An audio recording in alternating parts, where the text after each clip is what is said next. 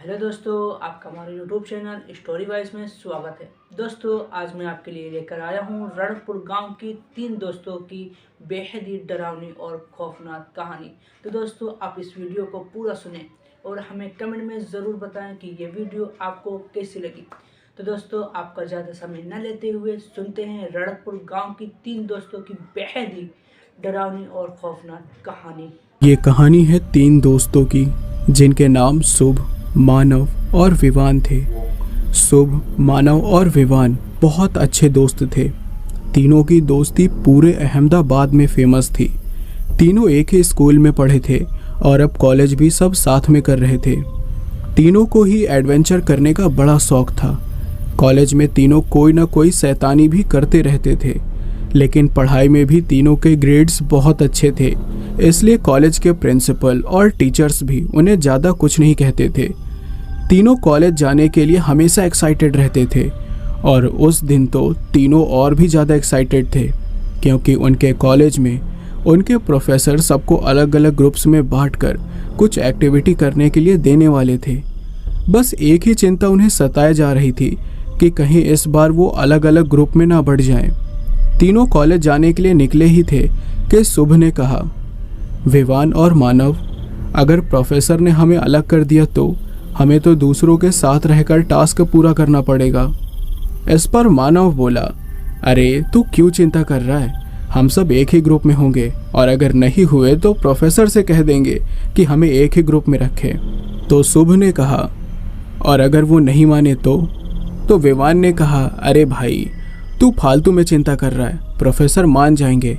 अभी जल्दी चल, कहीं क्लास के लिए लेट ना हो जाए, नहीं तो प्रोफेसर और गुस्सा करेगा। ऐसी ही बातें करते करते तीनों अपने क्लास में पहुंच जाते हैं, जहां प्रोफेसर पहले से मौजूद थे। प्रोफेसर क्लास को पढ़ाने में इतने व्यस्त थे कि तीनों दोस्त चुपचाप आकर अपनी जगह पर बैठ गए और उन्हें पता भी नहीं चला। फिर प्रोफेसर क्लास की तरफ पलटे और कहा, आज मैं आप सबको कुछ टास्क देने वाला हूँ। इस टास्क को पूरा करने के लिए आपको 2 हफ्ते का समय दिया जाएगा और उम्मीद है कि आप लोग इस टास्क को अच्छी तरह पूरा करेंगे। तो चलिए, पहले मैं ग्रुप बना देता हूँ। इसके बाद प्रोफेसर सबको ग्रुप में डिवाइड करने लगे। शुभ, विवान और मानव बस यही प्रार्थना कर रहे थे कि उन्हें एक ही ग्रुप में रखा जाए, और होता भी कुछ ऐसा ही है।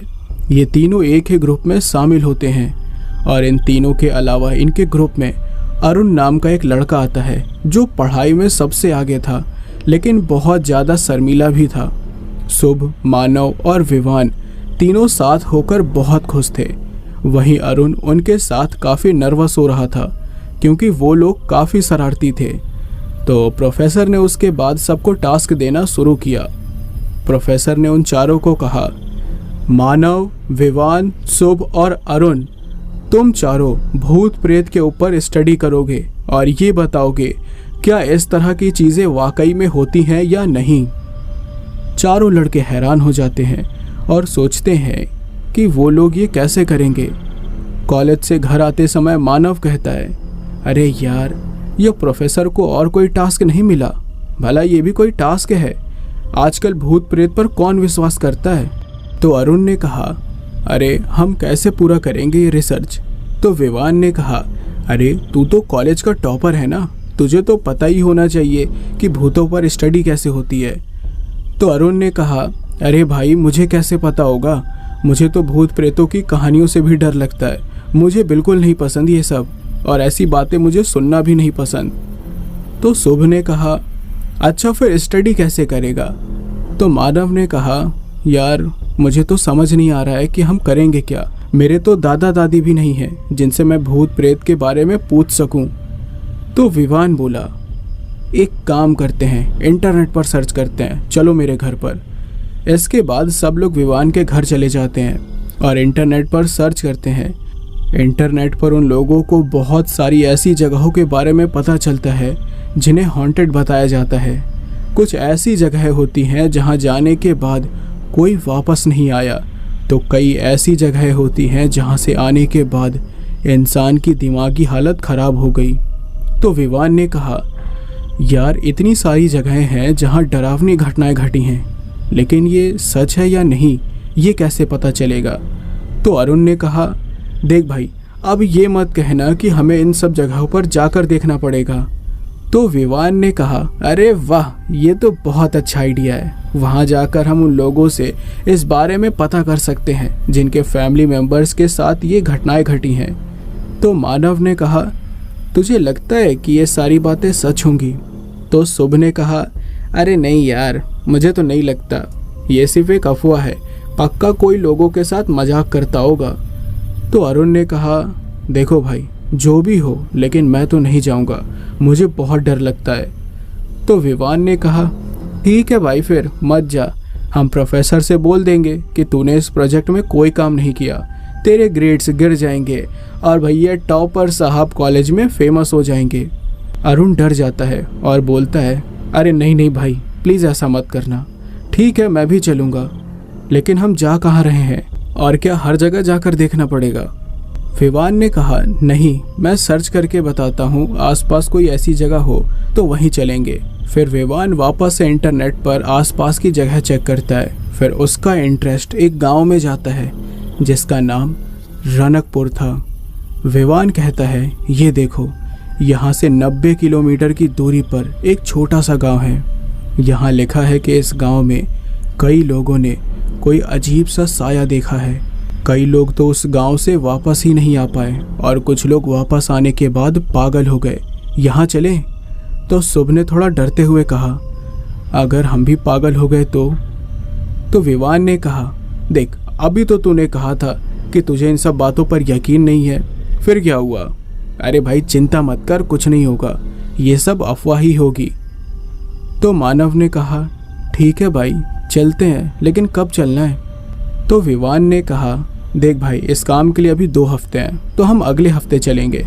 सब लोग विवान की बात मान लेते हैं। फिर वो दिन भी जल्दी आ जाता है जब चारों को रनकपुर गांव के लिए निकलना था। चारों शाम को विवान के कार में रनकपुर के लिए निकल जाते हैं। रास्ते में सब लोग इधर उधर की बातें करते हुए जा रहे थे। फिर अचानक शुभ ने कहा, विवान, अगर वहाँ सच में भूत हुआ तो विवान ने कहा, यार, तू अभी भी उस बात पर अटका हुआ है। मैंने कहा ना, ऐसा कुछ भी नहीं है, और ये हम साबित कर देंगे। अब धीरे धीरे अंधेरा छाने लगा था और अभी भी रनकपुर पहुंचने में थोड़ा समय बाकी था। तो मानव ने कहा, यार भाई, बहुत भूख लगी है, कहीं कुछ खा लें क्या? तो विवान ने कहा, देख यार, हम गांव के इलाके में आ चुके हैं और यहाँ अब कोई होटल या रेस्टोरेंट तो मिलेगा नहीं, गांव जाकर ही कुछ हो सकता है अब तो। तभी मानव को एक छोटा सा ढाबा नजर आता है। वो असल में एक छोटी सी झोपड़ी थी। तो मानव ने कहा, वो देखो ढाबा, चलो वहाँ चलते हैं, मुझसे अब और नहीं रुका जाएगा। तो अरुण ने कहा, हाँ यार, भूख तो मुझे भी लगी है, चलो ना चलते हैं। तो विवान ने कहा, ठीक है, चलो फिर। विवान उस ढाबे के पास अपनी कार रोकता है और सब लोग कार से निकलकर उस ढाबे की तरफ जाते हैं। विवान ने कहा, ये ढाबा है या कोई झोपड़ी? यहाँ कुछ खाने को भी मिलेगा? तो मानव ने कहा, अरे अंदर तो चल के देख भाई, तभी तो पता चलेगा। फिर सब लोग ढाबे के अंदर जाते हैं और विवान बाहर से ही उस ढाबे को देखने लगता है, जिसे देखकर ऐसा लग रहा था जैसे सालों से वहाँ कोई आया ही ना हो। फिर सुबह से आवाज़ देता है, विवान, अरे कहाँ रह गया? तो विवान ने बोला, हाँ, अभी आया। विवान अंदर जाता है। ढाबे की हालत अंदर से और भी ज़्यादा ख़राब थी। हर जगह धूल मिट्टी थी और कुर्सियाँ और टेबल भी टूटे फूटे थे। तो विवान ने कहा, देखा, यहाँ भी कुछ नहीं है, ये ढाबा ना जाने पता नहीं कितने समय से बंद है। तभी पीछे से एक आवाज़ आती है, 30 साल। विवान और बाकी सब लोग पीछे मुड़ते हैं और देखते हैं कि उनके पीछे एक बूढ़ी औरत खड़ी हुई थी जो कम से कम 70 या 80 साल की होगी। वो बूढ़ी औरत उनके पास आती है और कहती है, ये ढाबा 30 सालों से बंद है। पहले कभी ये ढाबा बहुत चला करता था और आसपास के गांव का हर आदमी आते जाते इसी ढाबे में आया करता था। चारों दोस्त काफ़ी हैरान थे उसे देखकर। फिर अरुण ने कहा, तो अब क्यों बंद पड़ा है ये ढाबा? तो बूढ़ी औरत ने अरुण की आंखों में देखा और कहा, अब यहाँ कोई नहीं आता, सबने यहाँ आना बंद कर दिया और अब तो कभी कभी ही इंसान की शक्ल दिखती है इस रास्ते में। तुम लोग यहाँ क्या कर रहे हो? तो मानव ने कहा, हम रनकपुर जा रहे थे, रास्ते में भूख लगी और ये ढाबा देखा तो यहाँ आ गए, लेकिन ये तो बंद पड़ा है। चलो दोस्तों, हम चलते हैं। चारों दोस्त वहाँ से जाने ही वाले थे कि बूढ़ी औरत ने गुस्से और डर में कहा, रनकपुर? रनकपुर क्यों जा रहे हो? क्या काम है वहाँ? बूढ़ी औरत की ऊंची आवाज़ सुनकर सब थोड़ा डर जाते हैं। तो विवान ने बोला, हमें कुछ काम है वहाँ। तो बूढ़ी औरत ने गुस्से में कहा, क्या काम है वहाँ पर? मानव ने कहा, अरे आप इतना गुस्सा क्यों कर रही हैं? तो बूढ़ी औरत ने कहा, तुम्हें पता नहीं कि रनकपुर में मौत है और तुम लोग मौत के मुंह में जा रहे हो। विवान ने मानव से कहा, लगता है ये भी उन अफवाहों पर यकीन करती है, इसलिए ऐसा बोल रही है। तो विवान ने फिर उस बूढ़ी औरत से कहा, देखिए दादी, ऐसा कुछ भी नहीं है, भूत प्रेत जैसी कोई भी चीज़ नहीं होती है। बूढ़ी औरत हंसने लगी और कहने लगी, न जाने कितने आए और कितने गए, जो भी यहाँ आया या तो वो मारा गया या फिर पागल हो गया। लगता है तुमने रनकपुर की कहानियाँ नहीं सुनी हैं। तो मानव ने कहा, सुनी है, और यही जानना चाहते हैं कि क्या ये सब सच है या कोई लोगों को बेवकूफ़ बना रहा है। तो बूढ़ी औरत ने कहा, ये बात 100% सच है, और मैं ये इसलिए बोल रही हूँ क्योंकि मैंने उस मौत का भयानक चेहरा देखा है। वो इतना डरावना है कि अगर एक बार किसी ने उसे देख लिया तो ज़िंदगी भर के लिए वो चेहरा उसकी याद में बस जाएगा। सब लोग हैरान रह गए और अरुण ने पूछा, क्या देखा है आपने? तो बूढ़ी औरत ने कहा, रनकपुर में जो हुआ वो हर एक हादसा देखा है मैंने, जो लोगों की रूह कपाने के लिए काफ़ी है। इसलिए कह रही हूँ, वहाँ कदम भी मत रखना, वरना अपनी जान से हाथ धो बैठोगे। चले जाओ यहाँ से, जाओ और दोबारा इस रास्ते से कभी भी मत गुजरना। तो विवान ने पूछा, क्या आप रनकपुर में रहती हैं? बूढ़ी औरत ने कहा, हाँ, अब जाओ यहाँ से। विवान ने कहा, क्या आप हमें बता सकती हैं कि आखिर क्या हुआ था उस गांव में? तो बूढ़ी औरत ने कहा, नहीं, तुम्हें यह जानने की ज़रूरत नहीं है, बस अपनी जान बचाओ और निकल जाओ यहाँ से, जाओ। विवान कहता है, जब तक आप हमें नहीं बताएंगी कि वहाँ क्या हुआ था, तब तक हम नहीं जाएंगे। बूढ़ी औरत कहती है, बहुत जिद्दी हो तुम लोग, ऐसे नहीं मानोगे तो सुनो। 30 साल पहले कुछ शहरी लोग रनकपुर गांव में आए थे और उन्होंने उस गांव के जमींदार की पत्नी की हत्या कर दी थी, और तब से उस जमींदार की पत्नी की आत्मा किसी भी बाहरी आदमी को रनकपुर गांव में टिकने नहीं देती।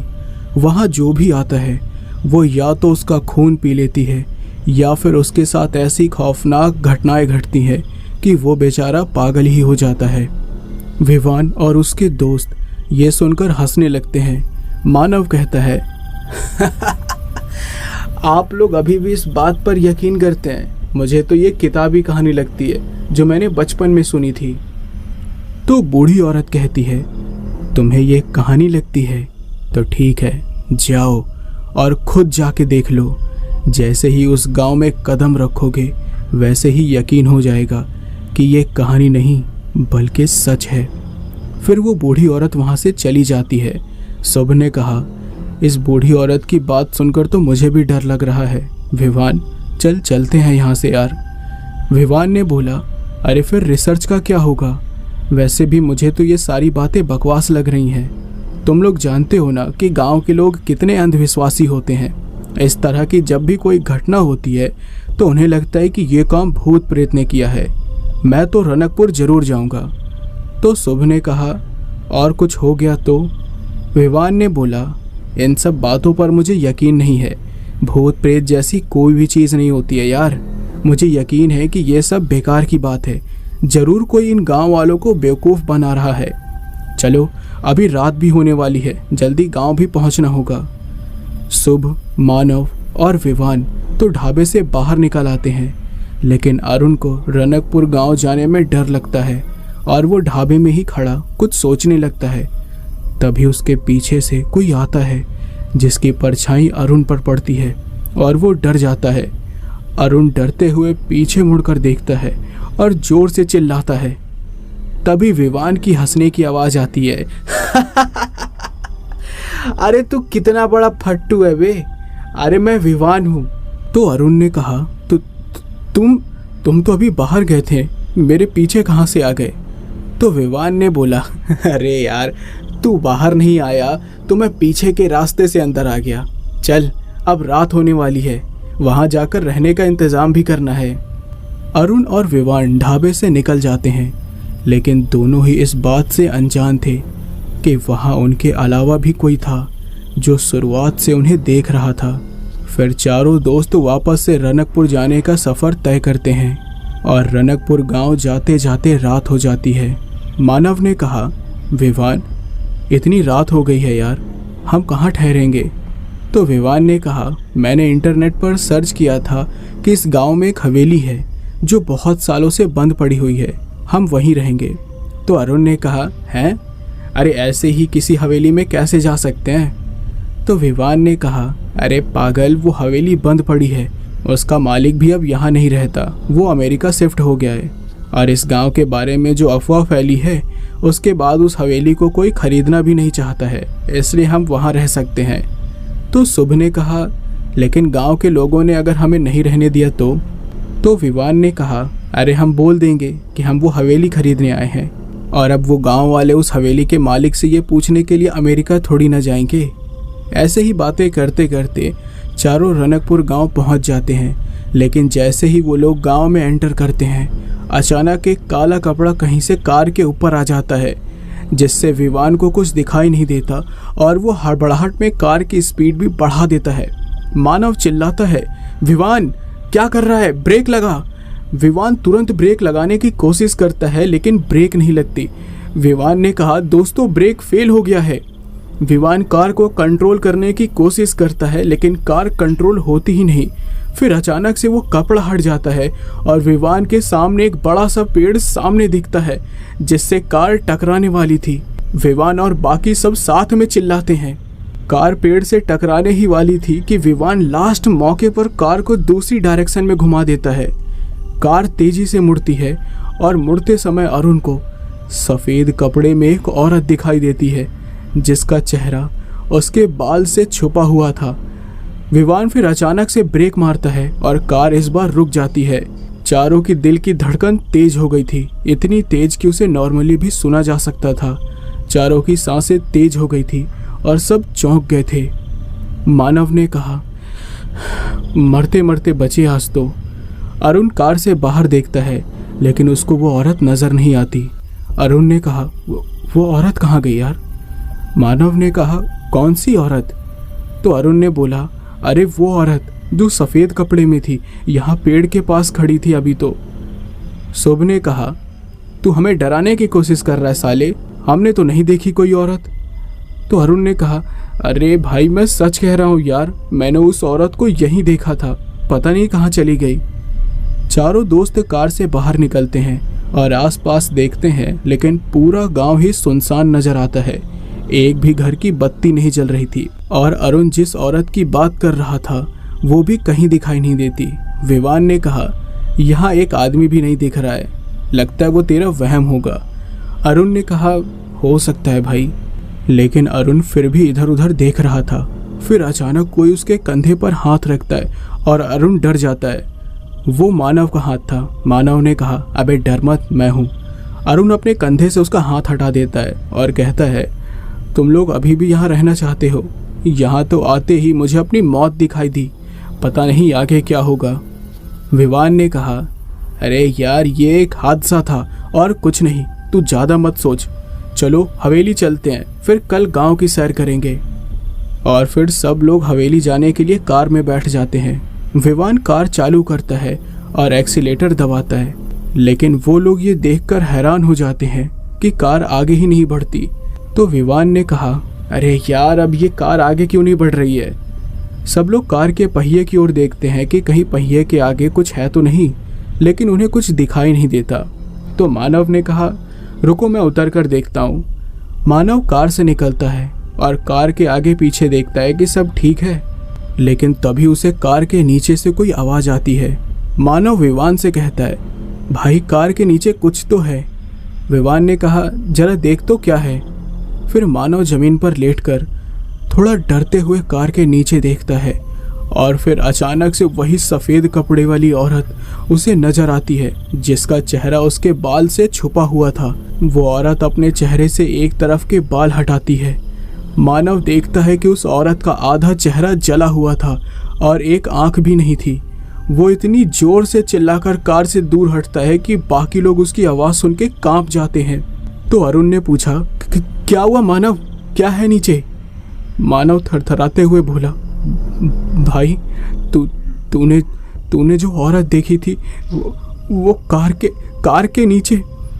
मानव इतना डर गया था कि वो पूरी बात ठीक से बोल भी नहीं पा रहा था। तीनों दोस्त कार से बाहर निकलते हैं और विवान कार के नीचे देखता है, लेकिन हैरानी की बात तो ये थी कि वो औरत वहां से गायब हो गई थी। तो विवान ने कहा, यहाँ तो कोई भी नहीं है, तुझे वहम हुआ होगा। मानव ने कहा, अरुण और मुझे एक जैसा वहम कैसे हो सकता है यार? और फिर गाड़ी भी तो आगे नहीं बढ़ रही थी क्योंकि वो औरत कार के नीचे थी।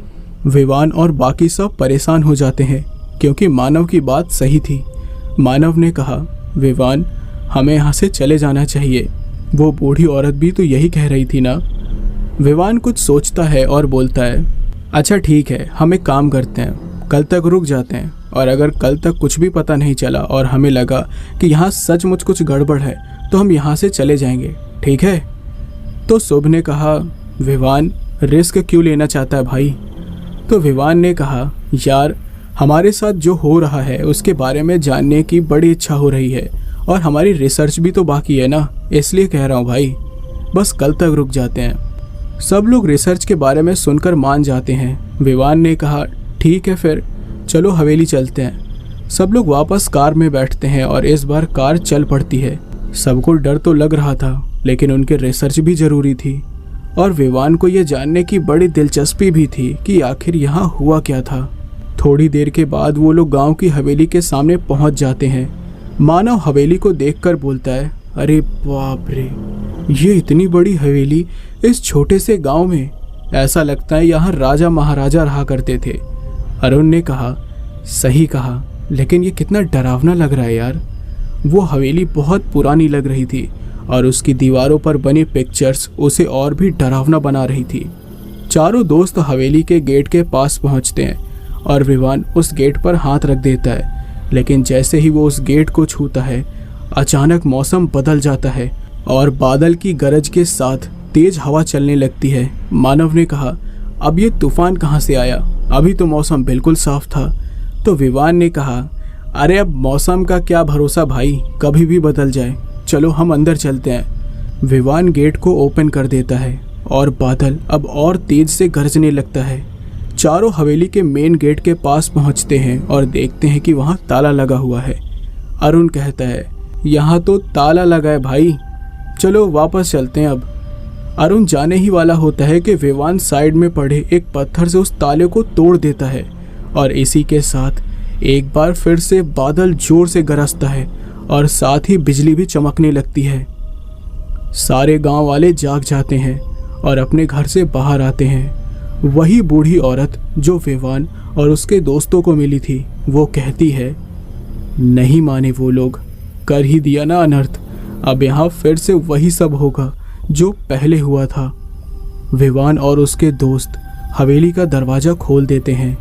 इसी के साथ एक तेज हवा का झोंका उनकी तरफ आता है और उनके पास से होकर गुजरता है, जिससे उन्हें लगता है कि कोई उनके करीब से होकर गुजरा हो, लेकिन वो लोग इस बात को नज़रअंदाज कर देते हैं, जो उनकी सबसे बड़ी गलती थी।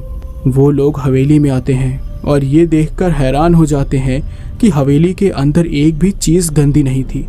हवेली बिल्कुल साफ थी, जैसे कि वो इतने सालों से बंद ही नहीं थी। तो शुभ ने कहा, भाई तूने तो कहा था कि यह हवेली कई सालों से बंद पड़ी है, लेकिन इसे देखकर तो ऐसा लगता है कि यहाँ कोई रहता है, देख कितनी साफ सुथरी है। विवान ने कहा, अरे भाई मैं खुद हैरान हूँ। तो मानव ने कहा, अंदर से ये तो बिल्कुल महफूज नज़र आ रही है। सब लोग हवेली को देखकर दंग रह जाते हैं क्योंकि वो बहुत बड़ी और सुंदर थी। फिर विवान कहता है, चलो यार खाने की तैयारी कर लेते हैं, मुझे बहुत तेज की भूख लगी है। सब लोग अपना सामान सोफे पर ही रखकर हवेली के किचन में जाते हैं, लेकिन वहाँ पर भी इन्हें चौंकने वाली बात पता चलती है कि किचन में सारा राशन और सामान मौजूद था। अरुण ने कहा, अब तो मुझे पक्का यकीन हो गया है कि यहाँ जरूर कोई रहता है। मानव ने कहा, लेकिन बाहर तो ताला लगा था। तो अरुण ने कहा, अरे तो हो सकता है ना कि वो कुछ दिनों के लिए बाहर गया हो। तो विवान ने कहा, अगर ऐसा है तो भाई हमारे लिए तो अच्छी बात है, बस हमारा काम होने से पहले वो बस आ ना जाए। इसके बाद वो लोग खुद अपने लिए खाना बनाते हैं और बाहर हॉल में बैठकर खाते हैं। खाना खाने के बाद मानव कहता है, भाई अब मुझे नींद आ रही है, चलो अपना अपना कमरा देख लेते हैं। सब लोग अपना सामान लेते हैं और हवेली के कमरे देखने लगते हैं। सारे कमरे बिल्कुल साफ सुथरे थे और बिस्तर भी अच्छी तरह से बिछा हुआ था। विवान को ये देखकर बड़ी हैरानी होती है। दूसरी तरफ मानव अपने कमरे को निहार रहा था कि तभी उसकी नज़र अलमारी के ऊपर रखे एक बॉक्स पर जाती है। मानव सोचता है उस बॉक्स में क्या होगा। ये जानने के लिए मानव एक कुर्सी लेता है और उस पर चढ़कर उस बॉक्स को निकाल लेता है। फिर वो उस बॉक्स को ओपन करता है और उसमें से उसे एक अजीब सी चीज़ दिखती है। मानव कहता है, ये क्या चीज़ है। मानव उस चीज़ को हाथ में पकड़ता है और पास लाकर देखता है, तब उसे पता चलता है कि वो चीज़ किसी जानवर का जला हुआ गोश्त है। मानव डर जाता है और उसे तुरंत नीचे फेंक देता है। फिर वो कहता है, अरे भला ऐसा कौन करता है, किसी जानवर के गोश्त को कोई ऐसे रखता है क्या। इसके बाद मानव वॉशरूम में अपना हाथ धोने जाता है। वो जैसे ही हाथ धोने के लिए नल खोलता है, अचानक शावर चालू हो जाता है और पानी की जगह उसमें से खून निकलने लगता है और खून के साथ साथ उसमें किसी की अतड़ियाँ भी होती हैं। मानव ये सब देखकर जोर जोर से चिल्लाने लगता है, बचाओ, खून खून, ये खून कहाँ से ये खून। फिर वो कमरे की तरफ भागता है, लेकिन वॉशरूम का दरवाज़ा बंद हो जाता है। मानव चिल्लाता है, विवान, शुभ, अरुण, बचाओ, मेरी मदद करो, खून है यहाँ। विवान और बाकी उसके दोनों दोस्त भागते हुए उसके कमरे की तरफ आते हैं। मानव का पूरा वॉशरूम खून से रंग जाता है और मानव दरवाजे को जोर जोर से पीट रहा होता है। विवान कहता है, मानव क्या हुआ मानव। मानव ने कहा, मुझे बाहर निकालो। विवान और बाकी लोग दरवाजे को ओपन करने की कोशिश करते हैं, लेकिन दरवाज़ा पूरी तरह से जाम हो जाता है, इसलिए खुलता नहीं। तो शुभ कहता है, मानव दरवाजे से दूर हट जा, हम दरवाज़ा तोड़ने वाले हैं। मानव दूर हट जाता है और उसके दोस्त दरवाज़ा तोड़ने लगते हैं। थोड़ी कोशिश करने के बाद दरवाज़ा खुल जाता है और तीनों मानव और वॉशरूम की हालत देखकर चौंक जाते हैं। अरुण ने कहा, ये सब क्या है भाई। मानव ने विवान से कहा कि क्या अब भी तू यही कहेगा कि यहाँ भूत प्रेत नहीं है। विवान बहुत हैरान था कि ये सब कैसे हो सकता है। मानव ने कहा, मैं अब यहाँ नहीं रुकूंगा, मैं जा रहा हूँ, जिसे मेरे साथ चलना है वो भी चलो। विवान के अलावा सब लोग उसके साथ जाने के लिए मान जाते हैं। तो विवान कहता है, दोस्तों अभी यहाँ से जाना ठीक नहीं है, कल सुबह होने दो, हम कल चले जाएंगे यहाँ से। मानव ने कहा, आज रात पता नहीं क्या हो जाए हमारे साथ, मैं नहीं रुकूंगा भाई। विवान ने कहा, आधी रात हो गई है भाई, यहाँ का रास्ता कैसा है तू जानता है ना, अभी निकलना खतरनाक हो सकता है, कल सुबह हम पक्का यहाँ से चले जाएंगे। सब विवान की बात मान जाते हैं, लेकिन अरुण बोलता है, ठीक है, लेकिन हम सब साथ में रहेंगे आज रात। अरुण की बात से भी सब सहमत हो जाते हैं। अब रात को सब एक साथ विवान के कमरे में सो रहे थे। रात को करीब 2 बजे अचानक विवान की नींद खुलती है और वो पानी पीने के लिए उठता है। उसी वक्त शुभ वो भी उठ जाता है। तो शुभ पूछता है, क्या हुआ विवान। विवान ने कहा, कुछ नहीं भाई, मुझे पानी पीना था। विवान पानी पी रहा होता है कि अचानक उसे कुछ आवाज़ आती है। वो आवाज़ कुछ ऐसी थी कि कोई किसी चीज़ को खुरेद रहा हो। विवान शुभ से कहता है, भाई तुझे कोई आवाज़ सुनाई दी। शुभ ने कहा, नहीं तो। विवान को फिर से वही आवाज़ आती है। उसको लगता है कि ये आवाज़ हवेली के बाहर से आ रही है। विवान कमरे के खिड़की की तरफ जाता है और बाहर की तरफ देखता है, लेकिन उसे कुछ नज़र नहीं आता। इसलिए वो वापस मुड़ जाता है। फिर अचानक उसे खिड़की से कोई आवाज़ आती है और वो बिना पीछे देखे शुभ की तरफ देखता है। शुभ के चेहरे का भाव देखकर विवान हैरान हो जाता है। शुभ को देखकर ऐसा लग रहा था जैसे कि उसने न जाने क्या देख लिया हो। शुभ के होश ही उड़ गए थे। शुभ विवान को पीछे देखने के लिए इशारा करता है। विवान भी उसकी बात मानकर धीरे से पीछे मुड़ता है और उसकी आंखें भी खुली की खुली रह जाती हैं। खिड़की की कांच पर एक कटा हुआ हाथ था और वो खिड़की की कांच को अपने नाखून से स्क्रैच कर रहा था। विवान डर के पीछे हो जाता है और अपने बाकी 2 दोस्त को उठाता है। मानव, अरुण, जल्दी उठो। उसकी आवाज़ सुन के मानव और अरुण भी तुरंत उठ के बैठ जाते हैं और उनकी भी नज़र खिड़की पर जाती है। मानव डर के मारे चिल्लाने लगता है, मैंने कहा था ना यार कि चलो यहाँ से। विवान, अब तो यकीन कर ले भाई कि इस गांव में सचमुच भूत है। विवान कहता है, हाँ हाँ चलो यहाँ से, जल्दी निकलते हैं यार। चारों दोस्त जल्दी से हवेली से बाहर निकलने के लिए भागते हैं, पर जैसे ही वो लोग हॉल में पहुँचते हैं अचानक हवेली की सारी लाइट्स बंद हो जाती है और पूरी हवेली में अंधेरा छा जाता है। अरुण चिल्लाता है, विवान, मानव, शुभ, तुम सब यहीं हो ना? मुझे कुछ दिखाई नहीं दे रहा है यार।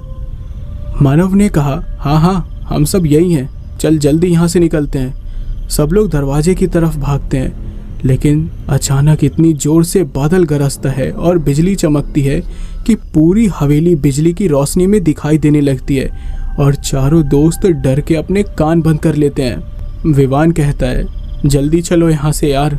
सब लोग हवेली से बाहर निकल पाते उससे पहले ही उन्हें एक डरावनी सी हंसी सुनाई देती है जो पूरी हवेली में गूंजने लगती है। वो डरावनी आवाज कहती है, कोई नहीं बचेगा। किसी को नहीं छोड़ूंगी मैं, सबका खून पी जाऊंगी। मानव ने कहा, विवान, विवान अब क्या करे यार, कैसे निकले यहाँ से? विवान को भी कुछ समझ नहीं आता। उसे लगता है कि उसकी वजह से उसके दोस्तों की जान मुसीबत में पड़ गई है। विवान कहता है, चलो जल्दी निकलो यार यहाँ से, रुकना मत यार प्लीज। सब लोग बड़ी तेजी से भागते और कार में बैठ जाते हैं। कार में बैठने के बाद विवान कार चालू करने की कोशिश करता है, लेकिन कार चालू नहीं होती। मानव कहता है, काश हमने उस बूढ़ी औरत की बातों का मजाक नहीं उड़ाया होता, उसकी बात मान ली होती तो ये सब नहीं होता। अरुण इधर उधर देख रहा था कि कहीं उसके आसपास कोई है तो नहीं। तभी उसकी नज़र हवेली के ऊपर जाती है। हवेली के ऊपर बहुत ही ज़्यादा काले बादल मंडरा रहे थे और हैरानी की बात तो ये थी कि वो बादल सिर्फ उस हवेली के ऊपर थे, बाकी हर जगह आसमान बिल्कुल साफ था। फिर अरुण कुछ ऐसा देखता है जिससे उसने अपनी सारी सुध-बुद्धि खो दी थी।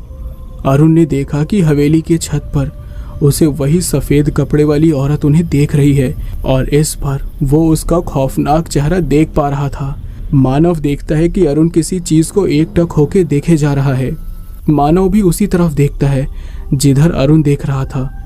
उसका भी वही हाल होता है जो अरुण का था। मानव ने कहा, विवान? विवान ने कहा, हाँ। मानव ने उसे हवेली की छत की तरफ इशारा किया।